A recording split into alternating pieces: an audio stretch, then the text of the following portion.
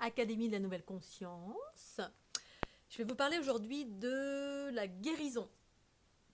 Qu'est-ce que c'est et en quoi nous sommes acteurs ou actrices de notre guérison lorsqu'on va vers un type de guérisseur ou de guérisseuse matriarcale qui utilise des méthodes matriarcales, c'est-à-dire qui vous considère comme étant l'actrice ou l'acteur clé, c'est-à-dire vous détenez en vous les clés de la guérison, pour moi par l'émergence de la conscience. Et ça, bien évidemment, comparé avec les cultures patriarcales, donc ce qu'on est en train de quitter ou pas, selon qui on est, où on va, etc. Qui consiste plutôt à, donc dans une médecine patriarcale, eh bien, on soigne un effet, on soigne l'effet, les conséquences d'une maladie. C'est-à-dire, une maladie provoque des déséquilibres qui vont se manifester via un désordre psychologique ou un désordre physique, voilà, et qui va occasionner des souffrances ou des douleurs, ou voilà, quelle qu'elle soit, maladie ou désordre psychique et mal-être. Bref, on va vivre des trucs pas sympas et on va aller voir quelqu'un pour nous soulager, nous enlever notre problème.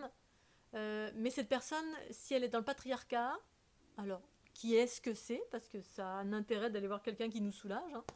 Quand j'ai une grosse carie, que j'ai mal quelque part, je me réveille avec un gros mal au ventre ou quoi, qui est la conséquence de quelque chose, qui s'est manifesté progressivement et qui prend source quelque part, eh bien, je suis bien contente d'être soulagée. Pour autant, la médecine matriarcale qui comprend la connaissance du corps, la connaissance de l'esprit, c'est-à-dire le corps et l'esprit en équilibre, eh bien, c'est nous remettre au centre et nous proposer de savoir comment on fonctionne pour nous maintenir dans l'équilibre et éviter de tomber malade. Et en cela, maintenir une fluidité et comprendre qu'on a en soi des processus de régénération, de régénérescence, qui se mettent en place à force de travailler sur soi et puis de savoir comment on fonctionne. C'est ça la connaissance de soi, qui émerge avec la conscience en soi qui émerge. Quand on remet à sa juste place cette conscience par l'émancipation, la dissolution de l'ego et par là tout ce qui enferme la conscience. L'ego enferme la conscience à voile.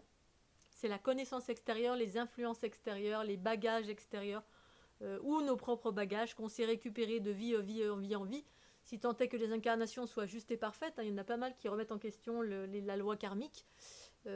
Voilà. Bon, effectivement, d'un point de vue de l'unité, ça dépend à partir de où j'observe. On peut observer, à point de vue de la dualité, on peut observer ça comme un gros piège en se disant, mais mince, j'aimerais bien sortir de ce truc-là.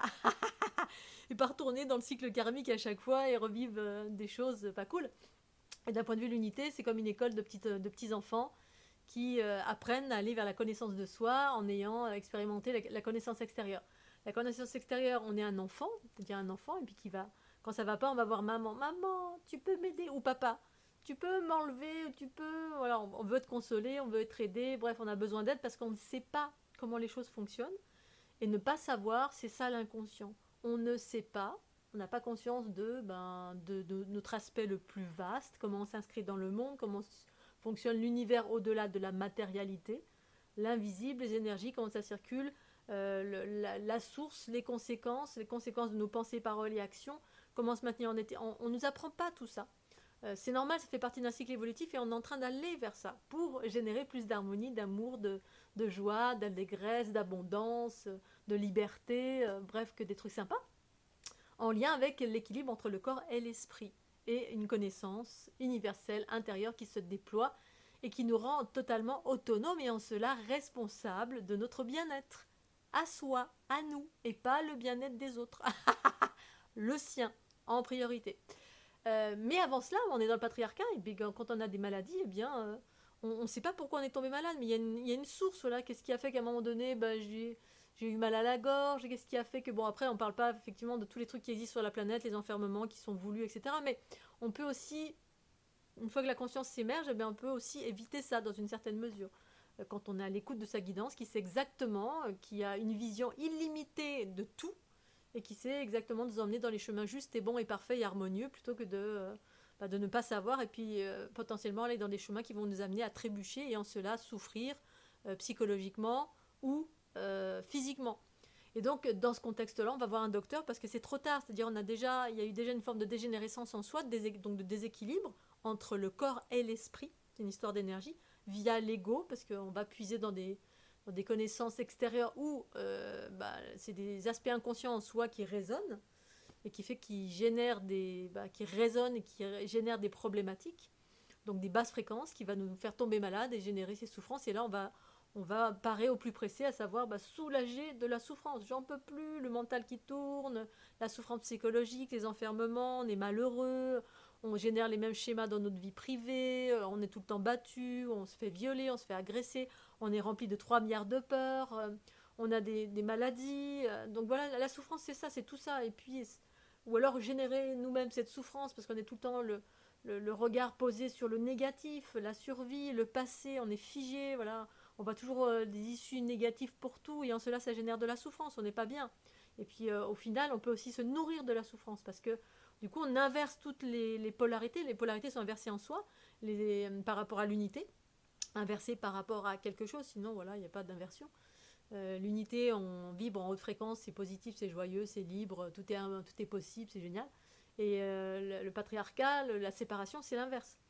Donc il y en a qui se nourrissent, on a inversé, puis du coup on peut nourrir la souffrance. C'est-à-dire qu'on rentre dans des schémas où on se nourrit la souffrance, on va allumer les infos, il y a des trucs, on s'en rend pas compte, hein, mais on a besoin de se nourrir de basses fréquences, comme de la nourriture industrielle à outrance, comme les infos, ça nous nourrit, voilà, savoir ce qui se passe dans le monde, mais en fait c'est que du négatif, parce qu'on est bourré d'entités en nous qui ont besoin de ça, c'est de la basse fréquence, on se nourrit de basse fréquence. En fait on ne sait pas que c'est des entités qui sont en nous, qui se nourrissent de ça. Les entités, des mémoires du passé, voilà, les conditionnements, on a été maltraité, donc du coup on connaît que ça, donc on se nourrit que ça, que de ça, bref. Et du coup ça génère des bobos, puis les bobos, on va vers un docteur ou un magnétiseur ou quelqu'un qui veut nous enlever le bobo, mais qui est la résultante de multitudes de choses qui se sont déséquilibrées en nous, parce qu'on n'était pas en phase avec la vie harmonieuse, la conscience, on était en phase avec les conditionnements extérieurs, les mémoires extérieures, tous les trucs patriarcaux, voilà. On n'est pas aligné avec notre vérité intérieure, on est aligné avec ce que l'extérieur souhaitait de nous, inconsciemment ou en conscience. On s'est plié à des choses, mais la plupart du temps, on n'en a pas, conscience. C'est ça la problématique. Donc voilà, je voulais faire juste une petite vidéo là-dessus, très rapide. Et puis, je vais m'arrêter là et puis je vous remercie de penser à faire un petit tour sur mon site fleurdeluminité.jindo.com. Pensez au petit pouce bleu, c'est très très important. Je vous fais des petits bisous, Scooby-Doo.